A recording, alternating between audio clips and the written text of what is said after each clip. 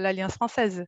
À l'époque, l'Alliance française, je crois que c'était le seul enclave de la culture française à Curitiba. Comme ça, j'ai étudié pendant 4 ans l'Alliance et j'ai décidé d'aller aux États-Unis pour quelques temps pour améliorer mon anglais. Et là-bas, j'ai tombé sur des familles françaises et belges, franco-belges en fait, qui m'ont loué en petite chambre de bonne à l'arrière de leur maison. Et ça m'a donné l'opportunité de pratiquer un peu mon français, de maîtriser un peu plus la langue française aussi et connaître un peu plus de la culture. Et puis, je suis rentrée au Brésil, j'ai fini mes cours de droit, j'ai commencé à travailler comme avocate. Et puis après, j'étais recommandée pour rendre service à une directrice de Renault du Brésil. Et comme ça, j'ai rencontré mon mari, Joachim, lui aussi un francophile.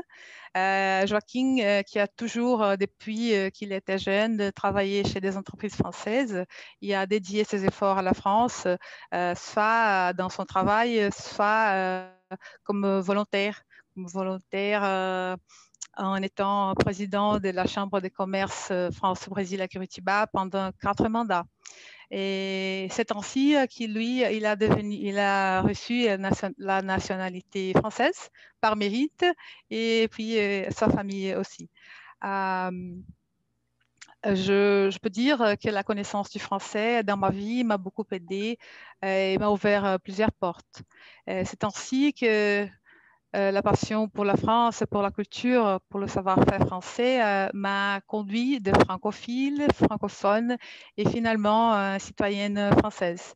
Et donc, travailler pour la diffusion de la langue, de la culture de la France, pour moi, c'est un moyen de remercier la France tout ce qu'elle m'a donné. Bon, c'est ma brève histoire et je voudrais passer la parole premièrement à Anne-Marie Romanelli qui va nous parler de la francophonie, son organisation institutionnelle au monde, la francophonie au sud du Brésil, l'importance des rôles des alliances françaises et aussi des institutions à but non lucratif pour la diffusion de la francophonie. Anne-Marie? Eh bien, bonsoir chers amis, bonsoir à tous et merci Anna Fabia de nous avoir raconté ce beau cheminement vers la France. Aujourd'hui, le 20 mars, c'est une date anniversaire, date importante, car c'est le 20 mars 1970 qu'a été fondée à Niamey au Niger l'Agence de coopération culturelle et technique qui allait devenir l'Organisation internationale de la francophonie, OIF. Mais que représente la francophonie?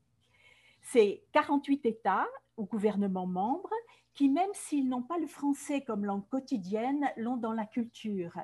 Le français est parlé dans 56 pays et l'on estime qu'il y a 300 millions de francophones. Comme le langage organise la pensée et est le garant d'une culture qui se transmet de génération en génération, on peut imaginer l'importance qu'a la langue et pour nous la langue française. Les valeurs d'une société sont transmises et sont conservées par la langue. C'est ainsi que les francophones forment une grande famille et qu'ils partagent une histoire commune, une culture et des valeurs. Mais comment fait-on pour faire partie de la grande famille des francophones? Comment peut-on conserver l'usage du français si, par hasard, on est, c'est-à-dire en naissant, on est dans une famille française, on est français, mais l'ambiance dans laquelle on vit n'est pas francophone. C'est souvent le cas dans notre région, dans notre circonscription. Les bébés ne parlent pas à leur naissance. Et si pour une raison quelconque, ils ne grandissent pas dans un environnement francophone, ils ne parleront pas français. C'est ce qui arrive souvent ici. Et comment, par exemple, un enfant français de Curitiba peut-il parler avec des copains francophones de son âge? Il n'y a pas d'école française, pas de lycée ou autre ici. Et le seul système, c'est d'improviser. Alors donc, en 1909, nous avons fondé, j'ai fait partie de la fondation de l'Associação das Famílias Francófonas de Curitiba, qui est une association de droit local et qui a pendant 5 ans été subventionnée par le dispositif FLAM, F-L-A-M, français langue maternelle. Cette subvention est une aide accordée par l'AEFE, l'Agence pour l'enseignement du français à l'étranger, pour des activités linguistiques et culturelles en français dans un cadre extrascolaire. Cette aide est dégressive, c'est-à-dire qu'au début, on en reçoit, l'aide est plus importante et elle diminue d'année en année et après 5 ans, elle s'arrête parce que l'agence estime que c'est bien parti, donc que ça va continuer. C'est une aide au début, au commencement d'une association. Depuis une 50aine d'années, à quelques exceptions près, le français n'est plus enseigné dans les écoles secondaires au Brésil. Heureusement qu'il y a l'Alliance française pour tous ceux qui veulent apprendre le français et la culture française. L'Alliance française, si l'on peut dire, est une vieille dame en termes, parce qu'elle est à la pointe de la modernité. L'Alliance française a été fondée en 1883 par des personnalités pour diffuser le français.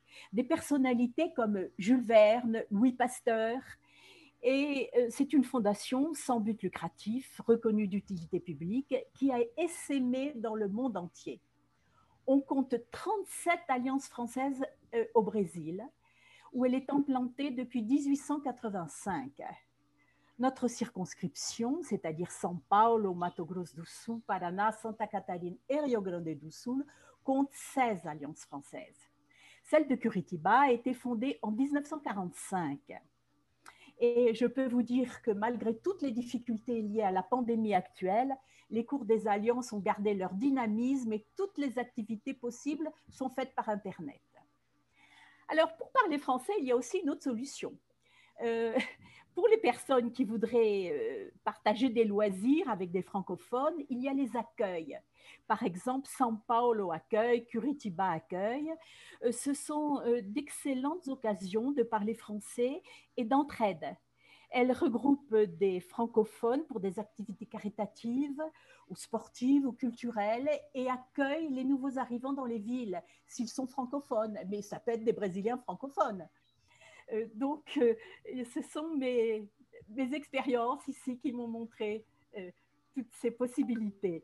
Alors, je te rends la parole, Anna Fabia. Merci Anne-Marie, merci de ton exposition sur l'importance des alliances françaises, enfin, et aussi des institutions comme Curitiba Accueil, l'Association de familles francophones, que toi, tu as été une des fondatrices. Merci.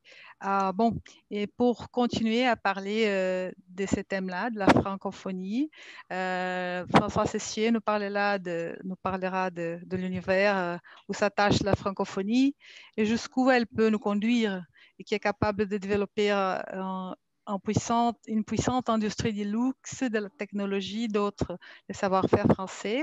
Alors, François. Oui, merci Anna Fabia. Merci Anne-Marie.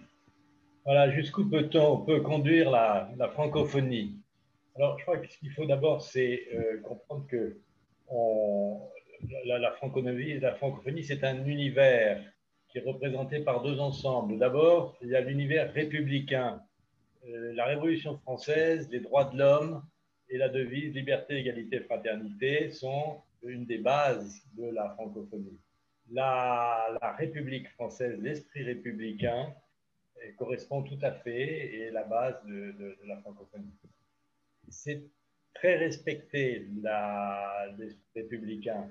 Je rappelle toujours que la guerre de 14 a malheureusement est née du fait que les monarchies de l'Europe européenne ne pouvaient pas admettre qu'il y ait une république en France. Et les Anglais ont compris assez tôt que cette république, ces diables de républicains français, étaient capables d'être très forts et il valait mieux s'allier avec eux. Donc cet esprit républicain, c'est la base de la francophonie. De l'autre côté, nous avons développé en France un univers de vivre à la française, qui est devenu le bien vivre à la française, capable de gérer les modes, une prospère industrie de luxe qui est important parce que c'est au point de vue économique, c'est très très important. Nous avons de nombreuses solutions dans les domaines de technologie, de pointe et surtout une approche culturelle très vaste. Alors, la France, vue de l'étranger, offre une vision quelque peu idyllique d'un monde organisé qui va de la vie en plein air, du charme de la campagne à l'écologie, en passant par l'architecture, les musées. Elle offre en fait un double attrait, en particulier pour les jeunes. Et nous vous proposons d'examiner 2 exemples de passerelles développées pour leur permettre d'accéder à cet univers. Alors, le lycée Pasteur, dont va nous parler Maria, et les études supérieures en France, dont va nous parler Jean. Ce sont 2 ouvertures très, très importantes pour la francophonie. Au préalable, je voudrais juste vous faire un rappel de ce dont on parle. Dans la 3e circonscription du Brésil, des Français du Brésil, de tous les États du sud de São Paulo et sud de São Paulo, nous avons un peu plus de 8000 inscrits au consulat. Sur ces 8000 inscrits, je n'ai pas pu avoir le chiffre exact, mais il doit y avoir environ 2000 inscrits qui ont moins de 20 ans. Donc, on parle d'une population de jeunes Français ou franco-brésiliens de moins de 20 ans, de 2000 personnes environ. N'oublions pas que notre cible, c'est tout de même aussi les Brésiliens. Par exemple, au lycée français, il y a 30% de Brésiliens, 30% de Français et presque 40% de Franco-Brésiliens. Donc finalement, notre univers, ça n'est pas uniquement les Français, mais c'est aussi les Franco-Brésiliens dont on va parler maintenant. Donc la conclusion d'abord, c'est que la francophonie a de beaux jours devant elle, hein, et que nous avons un gros effort à fournir encore. Et je passe maintenant la parole à Anna pour la passer à Maria. Ok. Merci François. Quand tu parles de l'aspect républicain de la francophonie, en lisant quelques matériels, je me rappelais de la phrase d'Albert Camus quand il dit que ma patrie, c'est la langue française. Alors, c'est justement ça, c'est le côté républicain de la francophonie. Merci alors. Et maintenant, donc je passe la parole à Maria Coccoli qui va nous raconter sur ces beaux projets du Grand Lycée Pasteur, dont un de ses objectifs ambitieux, d'ailleurs, c'est de doubler la capacité en nombre d'élèves de 1100 à 2800 jusqu'à 2035. Marie, la parole c'est à toi. Merci Anna-Fabien. Merci. Bonsoir à tous. Effectivement, comme dit François, c'est assez intéressant ce pourcentage de répartition entre les Français, les Franco-brésiliens et les Brésiliens.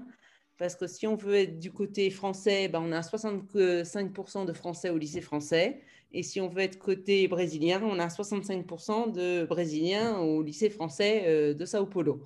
Donc, ce mixture est assez intéressante.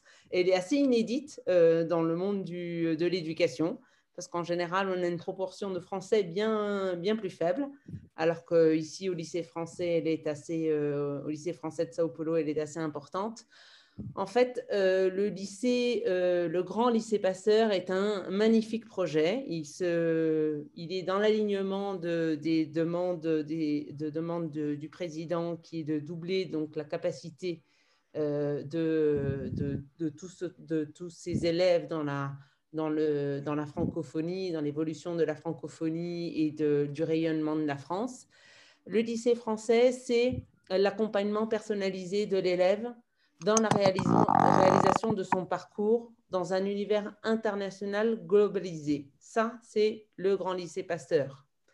L'ambition est effectivement de doubler, voire plus, le nombre d'élèves du lycée français de Sao Paulo.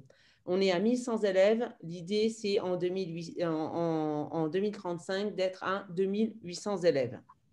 Depuis 3 ans, on a commencé cette évolution avec la mise en place de bases juridiques solides, parce qu'on est une fondation. On est une fondation qui est aussi en lien étroit avec la communauté brésilienne. Donc, on a mis en place des bases juridiques. Ensuite, on a développé tout un projet pédagogique où le plurilinguisme et le multiculturalisme et le bien-être des élèves est au centre du projet. On a commencé une deuxième phase. Cette deuxième phase a été débutée avec les travaux de restauration du bâtiment historique de Ramos de Azevedo. Ramos de Azevedo est un très, très grand architecte brésilien. C'est celui qui a fait le Teatro Municipal. C'est celui qui a fait des grandes architectures à Sao Paulo. Donc, c'est un bâtiment qui est centenaire et qui reçoit depuis maintenant 3 ans les soins du cabinet d'architecture NPC Arquitetura. On a déjà réhabilité dans des tronçons très étroits, parce qu'à chaque fois, nous avons 45 jours de travaux pendant les vacances scolaires qui sont de mi-décembre à fin janvier. Donc, à chaque fois, on a 45 jours de travaux vraiment minutés et on a réussi à déjà réhabiliter 5000 mètres carrés de ce bâtiment historique. Pour cette réhabilitation, l'agence NPC Arquitectura a gagné des prix et a gagné un grand prix au Brésil qui est le Design Awards 2020 dans sa catégorie bâtiment historique. Donc, c'est un très grand prix. Ça c'est un peu un mélange quand même entre l'histoire, la France et l'avenir, le Brésil. Donc, c'est un très beau prix. Des innovations pédagogiques, parce que c'est ça aussi l'éducation. Des innovations pédagogiques comme une salle de classe flexible qui permet une implantation classique de la salle de classe ou une composition pour un travail collaboratif. Une projection, par exemple, dans cette salle de classe avec plusieurs tableaux. Donc, on a 3 murs qui sont où on a des projections de cours, des travails de cours. Donc, on a 3 murs qui sont très interactifs. Des plafonds qui sont phoniques, sont la dernière technologie de Saint-Gobain, un éclairage naturel, bien entendu, ainsi qu'un éclairage éco-responsable avec des éclairages à basse consommation. Donc, des verres feuilletés, tout est réfléchi pour le confort de l'élève. Donc, cette manière d'enseigner un peu innovante, elle est aussi due à une mise en place des études en autonomie. On a créé des espaces qui sont des espaces qui sont un peu différenciés, qui ne sont pas de l'éducation classique, qui ne sont pas de la bibliothèque. Ce sont des espaces tampons où les élèves, en fait, ils sortent de la salle de classe. Ils ne sont pas tout à fait dans la bibliothèque, mais ce sont des espaces collaboratifs qui sont en autonomie, que les élèves utilisent en autonomie, où ils ont toute une technologie, des ordinateurs à disposition pour faire tout un travail collaboratif. Et on se rend compte que des grandes écoles en France sont déjà sur cet accès de travail de l'autonomie, de pas tout à fait la salle de classe classique, pas tout à fait non plus les espaces de bibliothèque, de centres de recherche. Donc, c'est des espaces tampons où les élèves se sentent à l'aise et se sentent à l'aise pour travailler. Et donc, c'est ça qui est intéressant. Et ce sont des espaces qui sont nouveaux au Brésil, qui sont nouveaux aussi dans l'éducation et qui marchent extrêmement bien, qui ont un succès fou auprès de nos élèves. C'est un projet pédagogique qui est accompagné par un projet donc immobilier d'envergure, puisque vous savez qu'on a 2 unités physiques. Cette unité l'unité de Meiring, qui est un bâtiment historique, on a quand même en tout et pour tout 20 000 mètres carrés à rénover dans ces espaces. Et nous allons construire 11 000 mètres carrés, donc 4 000 mètres carrés d'espace sportif.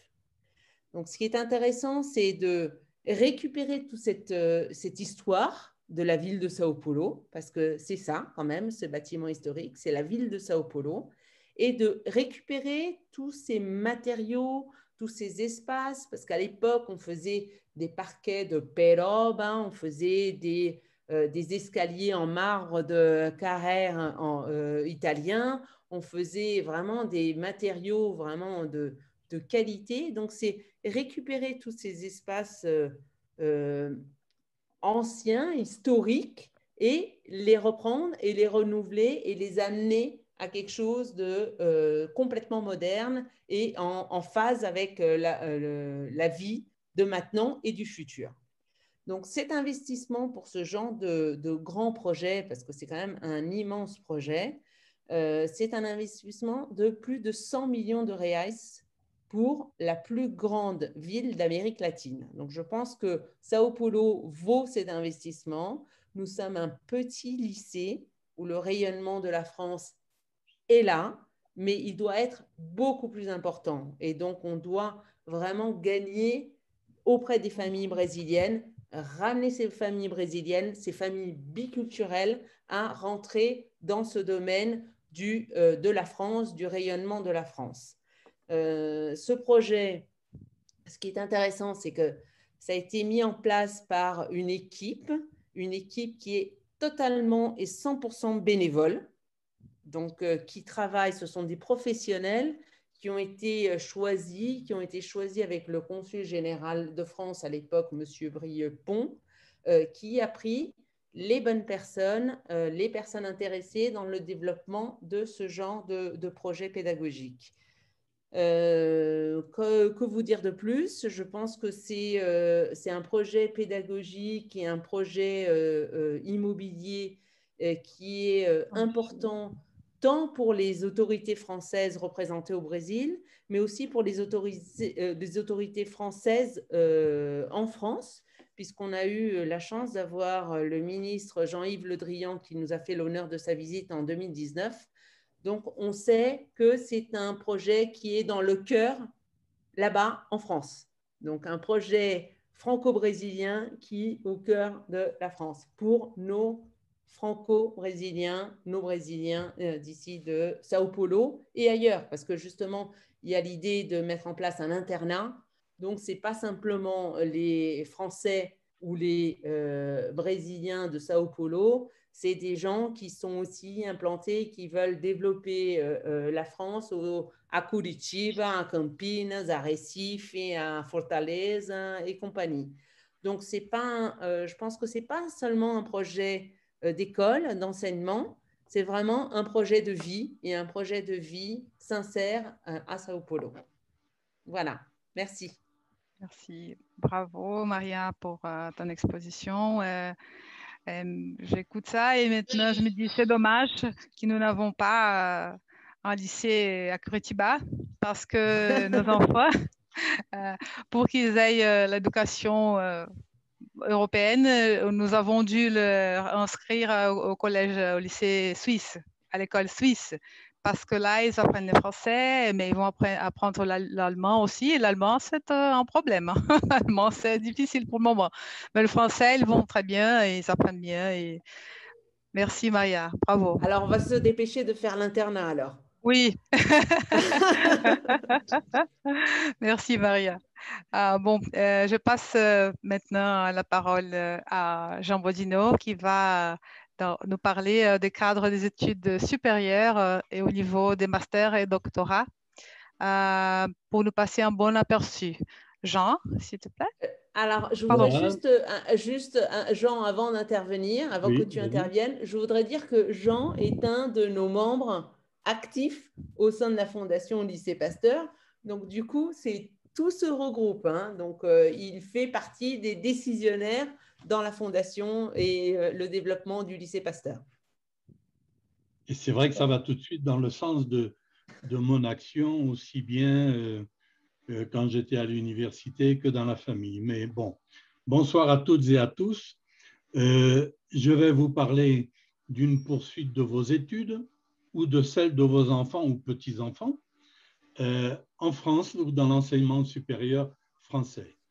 Il est clair que si vous passez par le lycée Pasteur, vous avez accès à toutes les universités et classes préparatoires des grandes écoles françaises, pas de problème.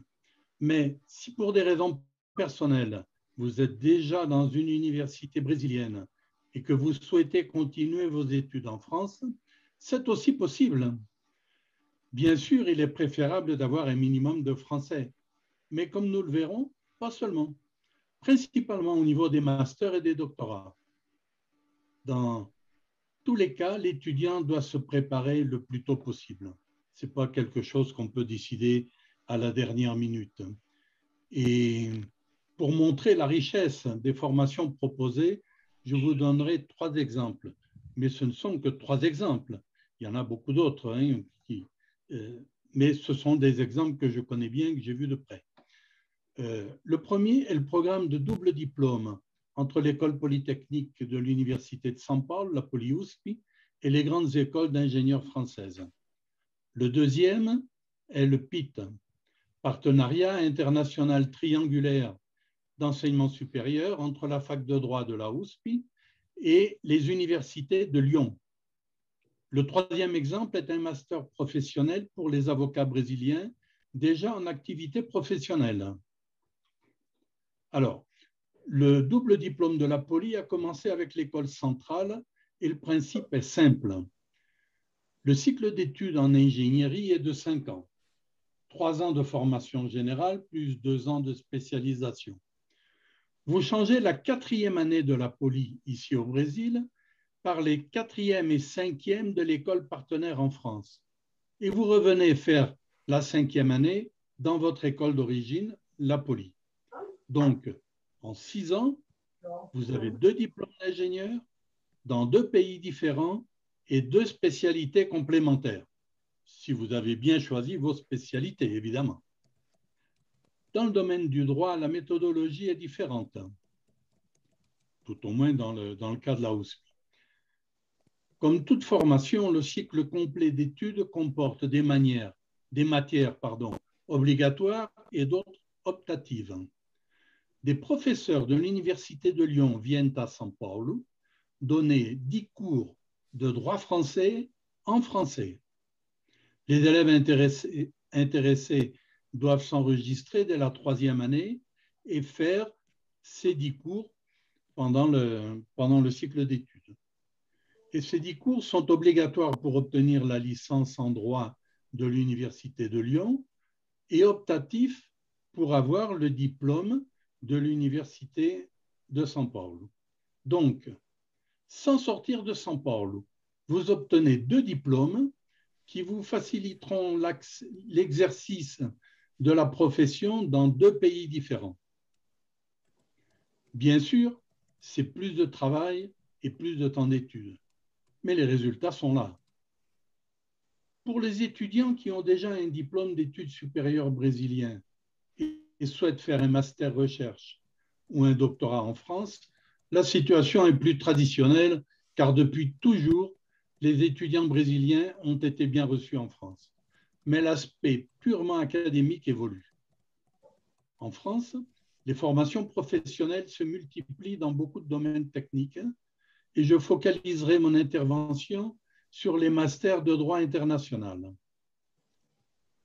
Le Master 2 LLM en droit international et européen des affaires de la faculté de Lyon 3 est donné entièrement en anglais et peut donc être suivi par tout professionnel loin du milieu académique depuis de longues années et qui veut étudier en France, mais éventuellement n'est pas à l'aise dans la langue française. Donc un enseignement en anglais en France. Un cours semblable est donné à Paris 1 Panthéon-Sorbonne, ce qui montre que l'excellence universitaire française va bien au-delà de la langue et prépare ses étudiants à une vraie carrière internationale. Ce ne sont que de bons exemples. Il y en a d'autres. Même les universités privées ici à São Paulo ont des accords et si vous êtes déjà à l'université, consultez en premier lieu son service de relations internationales car c'est sa fonction de vous aider. Toutes les bonnes universités ont un service de relations internationales. Sinon, une bonne source d'information est l'Agence universitaire de la francophonie, l'AUF, d'une manière générale, et surtout Campus France en particulier. Le site de Campus France va vous aider vraiment. Voici en quelques mots ce que je peux vous dire sur l'intérêt et les possibilités d'un Français du Brésil ou d'un Brésilien francophile qui veut étudier en France, et ceci, indépendamment de son niveau de connaissance et de pratique de la langue française. Voilà, en quelques mots, en quelques minutes, ce que je peux vous dire. La coopération entre la France et le Brésil est énorme et il y a vraiment beaucoup de choses à faire, mais il faut se préparer. Voilà, Anna, je te rends la parole. Merci, Jean. Ouais, excellent. Il y a pas mal d'options pour ceux qui veulent faire leur formation en France. Très bien, c'est excellent. Bon, Olivier, je vous laisse le mot final, le mot de la fin. Je pense que vous aurez d'autres éléments importants à apporter sur le thème, vu que par l'occasion de tes déplacements, c'est possible de connaître plusieurs réalités différentes. Bien. Merci Anna Fabia, merci d'avoir organisé cet événement le jour de la francophonie. C'est une belle journée pour organiser cette réunion et pour justement comment dire, avoir une vision d'ensemble de ce que cela veut dire sur ta circonscription. Je me permets de te tutoyer, hein. Donc sur ta circonscription de Sao Paulo.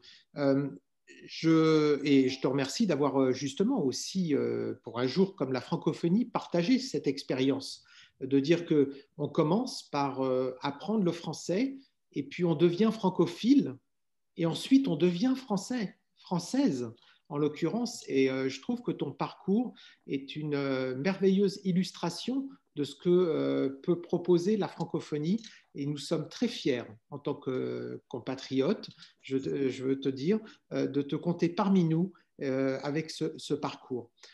Merci bien sûr à François et Anne-Marie, qui nous sont nos deux élus qui représentent les Français de la circonscription de Sao Paulo, d'avoir appréhendé cette question de la francophonie, avec d'un côté le côté enseignement français pour François, et puis le côté enseignement via la langue française, non pas l'enseignement français, mais l'enseignement du français, comme l'a très bien fait Anne-Marie, en mettant en valeur l'importance de l'Alliance française et du programme Flamme. Marie a été très éloquente et vraiment, je la remercie pour son engagement pour Pasteur, parce que quel engagement pour l'enseignement français à l'étranger, que ce qu'elle met en avant, et je vais y revenir parce que c'est vraiment quelque chose de primordial pour nous, pour la France, et je veux vraiment saluer son engagement, ses efforts et justement déjà le travail qui a été accompli. Et enfin Jean qui nous rappelle que derrière cet enseignement, eh bien, cet enseignement se concrétise aussi vers un passage vers l'enseignement supérieur, et il a abordé, et je pense que ce que vous avez présenté en quelques minutes, c'est ce que peut faire justement la francophonie et l'enseignement français donc à l'étranger. Alors, en fait, je vais partager avec vous une anecdote. C'est ce que j'avais dit à Jean-Yves Le Drian quand il était devenu ministre des Affaires étrangères et qui présentait en novembre 2017, son premier budget pour les affaires étrangères devant le Sénat. Et je lui avais dit, vous voyez, moi, si j'étais à votre place, j'aurais deux objectifs. Premier objectif pour l'enseignement français à l'étranger. Eh bien, mon objectif, ça serait de doubler le nombre d'écoles françaises à l'étranger en 5 ans. Pourquoi? Eh bien, en l'an 2000, à l'étranger, il y avait une école française pour 3 écoles anglo-saxonnes. Aujourd'hui, il y en a une pour 20 écoles anglo-saxonnes. Donc, on voit bien qu'il y a une dynamique côté anglo-saxon et que finalement, on s'est organisé autour d'une agence, l'Agence de l'enseignement français à l'étranger, mais qui a administré nos écoles et qui ne s'est pas inscrite dans cette compétition pour pouvoir avoir un développement du réseau suffisamment fort. Et donc, c'est pour ça que j'ai été très heureux quand, quelques mois plus tard, Emmanuel Macron a annoncé qu'il voulait doubler le nombre de places dans les écoles françaises d'ici à 2025. Bon, l'AEFE l'a reporté à 2030, mais ce qui est important, c'est de lancer la dynamique. Et on voit que cette dynamique, elle est lancée par les paroles de Maria, parce qu'il se passe à Sao Paulo, c'est qu'ils se sont inscrits dans cet objectif de doubler. Ça crée une dynamique. Tout le monde se met pour pouvoir doubler, parce que c'est absolument fondamental si on veut rester dans la course à 10-20 ans par rapport à l'enseignement anglo-saxon. Ensuite, le deuxième objectif, j'ai dit à Jean-Yves Le Drian, mon objectif, ça serait que tous les enfants français nés à l'étranger parlent français. Quelle est mon expérience en tant que sénateur des Français à l'étranger, puisque ma circonscription, c'est le monde? Eh bien, en Angleterre, puisque je suis au départ élu des Français du Royaume-Uni, lors de l'élection présidentielle en 2007, je voyais des gens qui venaient voter à Londres et qui venaient me voir pour demander comment ça se passait en anglais. Ils ne parlaient pas français. Ils voulaient voter à l'élection présidentielle, mais ils ne savaient pas parler français.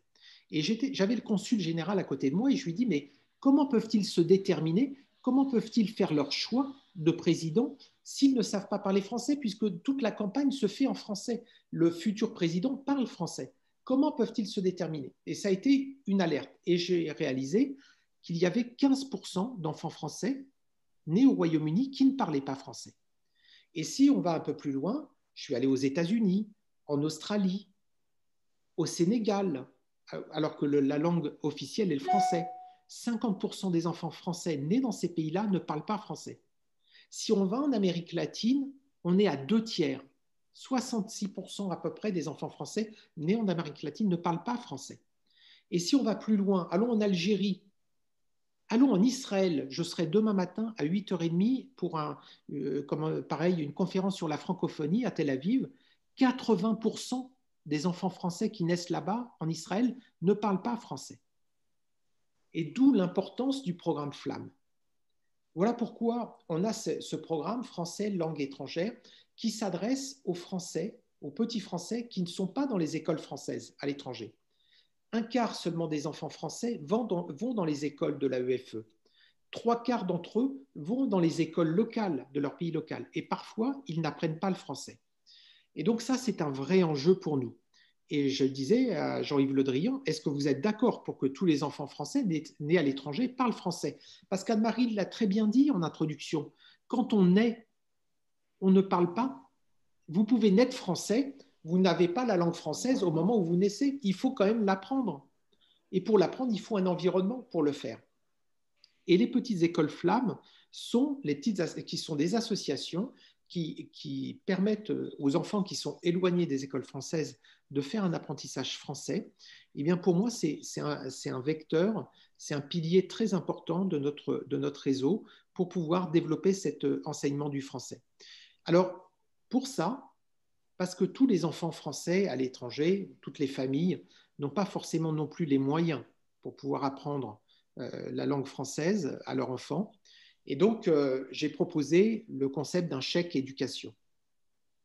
Ce chèque éducation pourrait justement permettre d'accompagner l'apprentissage des enfants français dans ces petites associations. Ça peut être dans les écoles Flamme, mais ça peut être à l'Alliance française, ça peut être dans les instituts français. C'est un objectif très fort. Ça a été voté pour la première fois. J'ai proposé ce chèque éducation Flamme en novembre dernier. Ça a été voté au Sénat.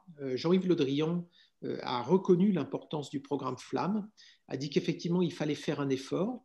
Donc, on a la possibilité, donc ça a été accepté, de pouvoir, en nous appuyant sur le programme donc, de l'aide sociale, de faire une subvention aux associations Flamme pour financer l'enseignement donc, de l'apprentissage du français pour les familles qui ne peuvent pas payer, donc, même si la somme est assez modique pour les écoles Flamme, qui ne peuvent pas payer cette éducation.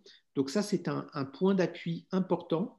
Notre objectif, c'est que tous les enfants français parlent français. Pour avoir un ordre d'idée, 500 millions d'euros, c'est le budget que met la France pour les écoles françaises à l'étranger et pour les bourses. 400 millions pour les écoles, 100 millions pour les bourses. Le budget pour les écoles flammes, c'est 200 000 euros. 200 000 euros. Le ministre Jean-Baptiste Lemoyne a dit oui, mais on fait un effort, on va faire plus, 300 000, voire 400 000 euros. Il y a 10 ans, quand j'étais au conseil d'administration de l'Agence pour l'enseignement français à l'étranger, le budget flamme, c'était 600 000 euros. Donc on voit que 10 ans après, il est du tiers. Donc moi, je me bats pour qu'il y ait un effort plus important qui aille vers cet apprentissage du français. Voilà, donc c'est ce que je voulais vous dire. Ça me semble être un sujet important pour l'avenir. Notre objectif, c'est de développer, d'appuyer, l'objectif 1, qui est d'appuyer les écoles françaises à l'étranger, qu'elles puissent se développer. C'est ce qu'a très bien dit Maria. Ce qu'elle cherche à faire avec l'école Pasteur, c'est fondamental. Merci, Anna Fabia, de le dire et de dire, dans le futur, on pourrait imaginer d'avoir aussi une école qui soit à Curitiba. Donc, ça serait justement, si on se développe, si on a un plan de développement, on peut l'intégrer et puis avoir ce plan de développement vers les alliances françaises, vers les instituts français, vers les écoles flammes, avec cette bourse pour l'apprentissage du français, parce que c'est fondamental, ça doit être un objectif pour nous, que tous les enfants français parlent français. Et quand Jean-Yves Le Drian me dit « oui, je suis d'accord avec vous, il faut que ça le soit », je lui dis « alors, quelle est la mesure que vous prenez pour atteindre cet objectif ?» Voilà. Et bien nous, avec vous tous, avec vous toutes et vous tous, et bien c'est ce que l'on va chercher à faire, c'est aller vers cet objectif et surtout l'atteindre.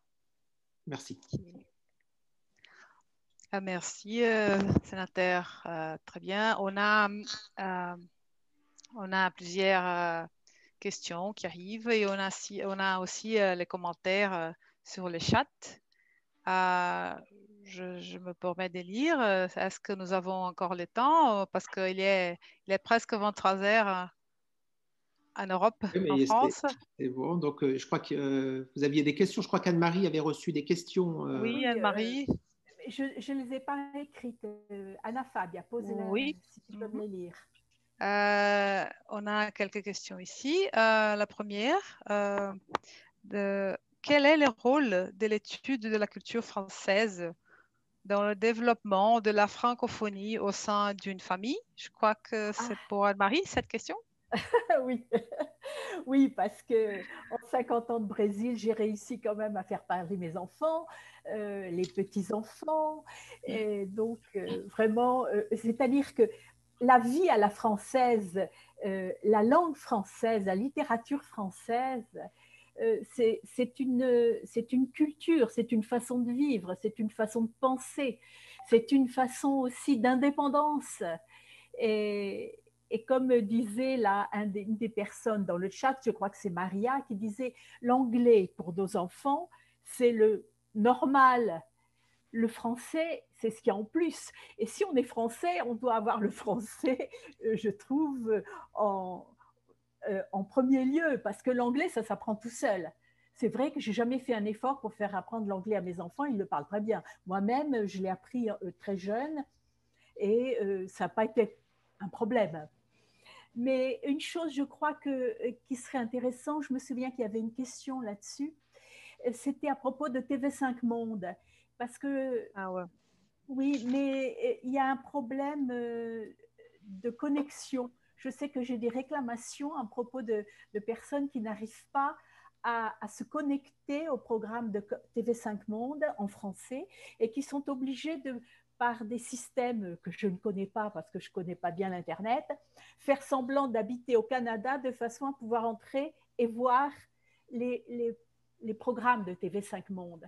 Parce qu'en fait, la télévision, ça aide énormément aussi les dessins animés pour les enfants, ou bien non seulement les dessins animés, mais toutes les documentaires, il y en a pour tous les âges. Et c'est une façon excellente de parler français, d'écouter du français. Donc, je ne sais pas exactement comment répondre à cette question à propos de TV5 Monde. Je ne sais pas si Jean sait quelque chose à ce sujet. Non, aucune idée. Sur TV5 Monde, je suis ici un peu loin de São Paulo aujourd'hui, mais j'ai accès par la télévision à TV5 Monde, à l'Internet. Mais effectivement, je sais qu'il y a des endroits au Brésil qui sont beaucoup plus compliqués. Personnellement, je ne saurais pas répondre. Bon, mais de toute façon, merci Jean, mais moi je n'y connais rien non plus. Mais de toute façon, si après on va trouver des réponses et vous pourrez nous poser les questions, on répondra. Oui, alors je me permets de prendre la parole, Anna-Fabia. Oui, oui, bien sûr. TV5 Monde est sûrement un véhicule très important qui couvre une bonne partie du monde. Il y a 2 ans, quand on s'inscrivait à l'Alliance française de São Paulo, on avait automatiquement un abonnement à TV5 Monde. Et moi, je vous ai fait perdre la moitié du match de rugby France-Pays de Galles, mais il était retransmis par TV5 Monde maintenant ici. J'en ai vu déjà une mi-temps, j'ai vu une première mi-temps. Donc, si vous voulez, ça fonctionne très bien. Alors, on va voir avec eux, je crois que c'est une bonne question, de savoir pourquoi la couverture n'est pas totale. Peut-être que le sénateur Olivier Cadic pourra nous aider là-dessus aussi. Mais il faut compter là-dessus. C'est un très bon véhicule de communication. Oui. Oui, c'est très bon pour les gens qui habitent loin et dans des endroits plus isolés. Il y a beaucoup de Français qui sont à la campagne ici, qui ont des fermes ou des choses comme ça, et ils ne sont pas dans des villes. Donc, c'est pratique. Merci François. Tout ce que je peux vous dire, c'est que par rapport, s'il y a des problèmes de couverture de TV5 Monde au Brésil, je peux effectivement en référer, j'ai un point de contact à TV5 Monde pour dire, voilà, il y a un sujet sur ces questions-là, puisque je comprends qu'il y a certains qui n'ont absolument aucun problème pour capter TV5 Monde. Donc, si c'est un problème sur certaines zones, on peut effectivement poser la question. Et Anne-Marie, François, par votre intermédiaire, je vous répondrai sur ce sujet pour que vous puissiez effectivement éclairer les Français de votre circonscription. Merci. À propos, pardon, Anne-Marie? Non, je remercie Olivier. Je dis merci. Okay. Pardon, vas-y Jean. J'aimerais bien, je peux me permettre de dire quelque chose là? Sûr, bien sûr. Alors, pour apprendre une langue, je pense qu'il y a plusieurs moyens. Il y a effectivement aller à l'école et tout ça on le connaît. Il y a l'immersion complète, mais ça, c'est malheureusement pas possible toujours. Par contre, et c'est un peu ce qu'on dit un peu au Grand Lycée Pasteur, tout le monde a l'anglais. L'anglais, maintenant, il le faut, et ça, il n'y a pas de problème. Déjà, notre génération, on était obligé. Mais ce que je voudrais dire, c'est que une fois qu'on a 2 langues latines, le portugais, puisqu'on est au Brésil, et le français, si on est francophile ou francophone, les autres langues latines sont beaucoup plus simples. On vit ici en Amérique du Sud où on a des contacts avec l'espagnol. Quand on est habitué au portugais, au français, l'espagnol, ça va assez vite. Si on a besoin de travailler, on se prépare un peu et on n'a aucun problème. Si vous allez avec le français et le portugais et l'habitude un peu de vous promener, vous allez en Italie par exemple, vous vous en sortez. Si vous vous préparez en vraiment quelques semaines de préparation comme professionnel, vous pouvez aller en Italie sans aucun problème. Ce n'est pas le cas avec l'allemand, par exemple. C'est vraiment pas simple. Mais ça, c'est une chose qu'il faut vraiment voir. Si vous avez 2 langues latines, la 3e ou la 4e est beaucoup plus simple. Et dans votre activité professionnelle internationale, éventuellement, ou même de tourisme, alors là, vous allez voir la différence. Oui. Je voudrais juste lire un commentaire du Joachim. Quand on parlait de français comme 3e langue, il a dit je fais partie d'une des dernières générations de Brésiliens qui ont étudié français au lycée brésilien.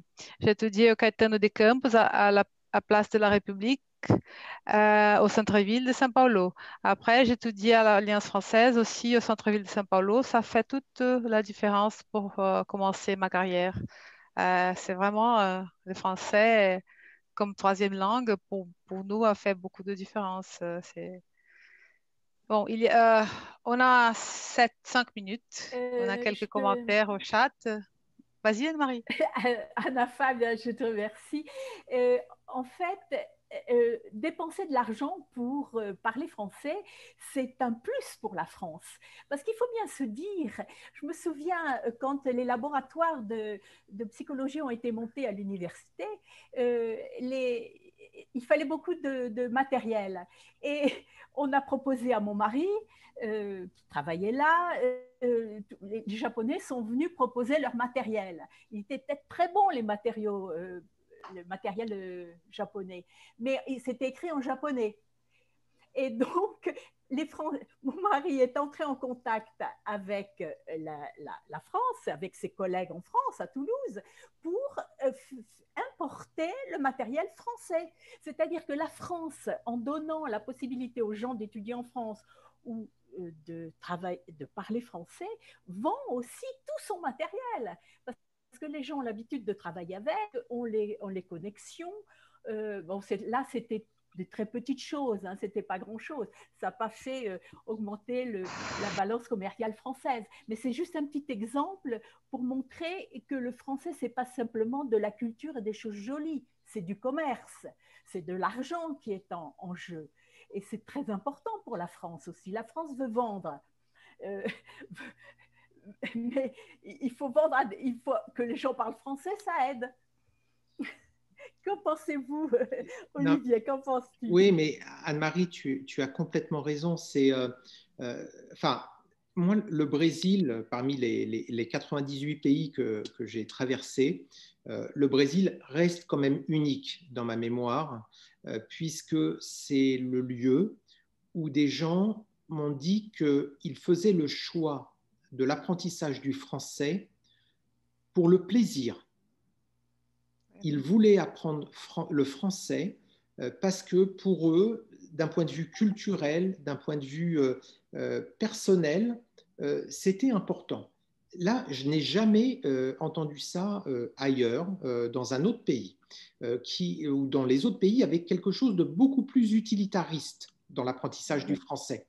Et il faut quand même savoir que le français reste, en termes de deuxième langue, la deuxième langue apprise après l'anglais. Donc, quand on est dans un pays, la première langue que l'on apprend, c'est l'anglais, et la deuxième langue que l'on apprend, c'est le français. En termes de langue d'information internationale, c'est le français, la deuxième langue après l'anglais. Dans le domaine des affaires, puisque tu disais ça, Anne-Marie, tu disais donner l'importance, dans le domaine des affaires, le français est la troisième langue après l'anglais et le chinois. Et quand on regarde en termes de nombre d'internautes, le français est la quatrième langue. Et enfin, le français est la cinquième langue mondiale en termes de nombre de locuteurs. Donc, on voit aujourd'hui ce que représente encore le français. Et quand Jean parlait de langue latine, c'est vrai que le français s'est imposé comme langue internationale après le latin. C'était un ambassadeur napolitain qui disait, à la fin du XVIIIe siècle, il était ambassadeur à Paris, il disait le français, avant c'était le latin qui dominait, maintenant tout le monde parle français. C'est Louis XIV qui a décidé que pour qu'un traité international soit valable, il fallait qu'il soit rédigé en français. Et c'est comme ça que le français est devenu la langue des diplomates, la langue de la diplomatie, et s'est imposé internationalement. C'est pour ça que à Waterloo, quand Blücher a rencontré Wellington, eh bien, il se parlait en français. Voilà, donc c'était la langue, et François a totalement raison de dire que quand il y a eu les idées libérales qui se sont développées au XIXe siècle, la bourgeoisie libérale française, eh bien, le français, avec ses idées de libéralisme, se sont développées dans le monde, y compris en Amérique latine. Et quand je suis passé au Pérou, à l'Assemblée au Pérou, ils m'ont dit, vous savez, notre pays s'est émancipé de l'Espagne grâce aux idées de la Révolution française qui sont venues avec la langue française.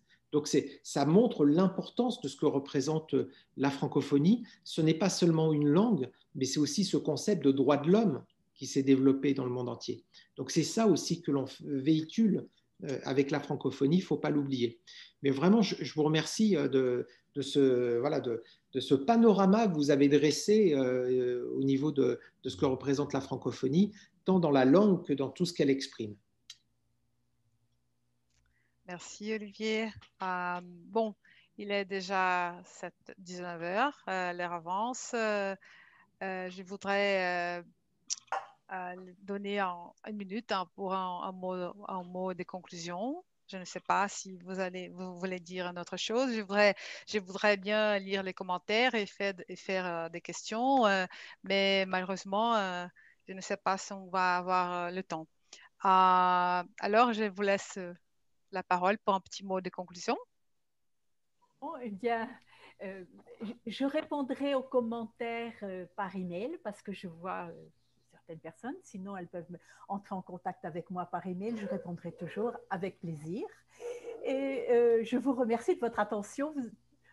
Tous ceux qui ont écouté ont été patients avec notre bate-pape, notre petite conversation. Et surtout, je remercie notre cher ami, le sénateur Olivier Cadic, qui vraiment est notre appui pour tous nos problèmes et tout ce qu'on veut et pour aller de l'avant pour la France, pour le Brésil et pour la francophonie. Merci Anna-Fab. Merci Anne-Marie. François? Oui, merci Olivier d'abord de cette présentation et vous tous. Je crois que nous avons abordé un tout petit peu le problème de la francophonie, car il est énorme. Il y a l'Institut français, il y a le travail de la langue française, tous les organismes français. Et il y a un énorme effort qui est fait en fait par la France, qui est limité souvent par les problèmes budgétaires et qui malheureusement continueront. Ma conclusion, ça sera vive la France et vive la République. Et vive la francophonie. Maria? Moi, je n'ai rien d'autre à dire que le rayonnement de la France est juste merveilleux. Je suis un produit de ça, comme toi, Anna Fabia, parce que moi, je suis franco-argentine. Donc voilà, je suis derrière ce beau projet du Grand Lycée Pasteur et on va arriver à doubler, oui, au moins les effectifs que le président Macron nous a demandé. Donc c'est un beau projet, on va être tous derrière. Oui. Merci Maria. Jean? Oui, juste quelques mots, je vais me répéter un peu, mais à ceux qui ont envie d'aller étudier en France, allez-y, préparez-vous. Les choses ne se font pas du jour au lendemain et il faut se préparer. Et finalement, il suffit d'être un étudiant, je dirais, normal pour avoir un bon curriculum et se préparer, ne pas désister. C'est peut-être pas facile, mais c'est pas non plus impossible. Donc, allez-y, allez étudier en France, vous apprendrez beaucoup et en plus de l'apprentissage, la culture, on en a parlé, la culture est importante. Et la culture gastronomique. Ah, aussi. Bien sûr. Hein. Olivier, un petit mot des conclusions? Oui, ben écoute, Anna Fabia, d'abord, encore une fois, je te remercie d'avoir organisé cette réunion, cette visioconférence. Vous dire comment je suis impressionné et fier de pouvoir travailler à vos côtés, de voir ce que vous portez, l'élan que vous portez là-bas au Brésil pour faire en sorte que la francophonie se développe, que vous mettiez ça comme un point, je dirais, prioritaire dans votre plan d'action pour le futur. Vous portez la France très haut au Brésil. Je suis vraiment très, très heureux de vous avoir écouté et je ferai tout mon possible pour appuyer vos projets. Maria, vous êtes exceptionnelle pour votre engagement. Je ferai tout ce qui est mon possible pour que vous y arriviez, que vous y parveniez. Je ne sais pas si je serai là en 2030 pour le voir. Mais en tout cas, je serai là à fond derrière vous pour accomplir cet objectif.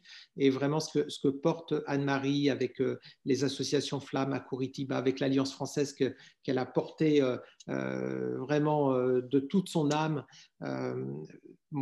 vraiment, c'est ce dont nous avons besoin. Et ensemble, eh bien, nous allons doubler ce nombre d'élèves à Sao Paulo. Ensemble, nous allons faire en sorte que tous les petits Français nés au Brésil parlent français très vite. Merci. Merci Olivier, merci à toutes et à tous de participer et animer cette réunion avec moi. Merci à tous ceux qui nous ont suivis. Je suis désolée de ne pas pouvoir répondre à toutes les questions, mais il faut l'adresser au email d'Anne-Marie qui est dans l'invitation pour que vous pouvez avoir vos réponses. Alors, je vous souhaite une très bonne soirée et à très bientôt. Merci. Merci Anna Fabia. Merci. Bravo. Bravo. Bravo. Merci. Allez.